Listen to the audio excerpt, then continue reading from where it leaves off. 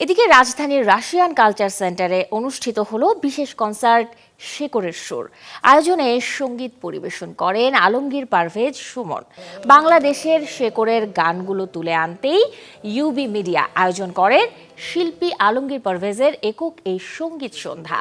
শেকরের সুর শুনতে আয়োজনে হাজির হয়েছিলেন শিল্পী থেকে নানা পেশাজীবী সহ বিশিষ্টজনেরা। অনুষ্ঠানে সোনালী সময়ের গানগুলো উপস্থিত শ্রোতাদের করে আবেগ আপ্লুত। আমার কাছে ঈশ্বরের আরাধনাই হচ্ছে গান, আমি মনে করি। আর উস্তাদ বিসমিল্লাহ খাঁর খুব চমৎকার একটা কথা আছে। উনি বলেছিলেন যে সুর একজন, মানে একটা হচ্ছে সুর, যাকে দেখা যায় না, যার কোনো আকার হয় না, এবং ঈশ্বরও একজনই, যার কোনো আকার হয় না, যাকে দেখা যায় না। তো বিসমিল্লাহ খাঁ যখন এই কথাটা বললেন তখন আমার ভেতরে একটা অদ্ভুত শিহরণ আসলো। আমিও দেখলাম যে আমরা যখন ইবাদত করি বা যখন কোনো উপাসনা করি তখন এই সুরই আমাদেরকে সাহায্য করে। তো সুরের সাধনা এবং ঈশ্বরের সাধনা আমার কাছে একই।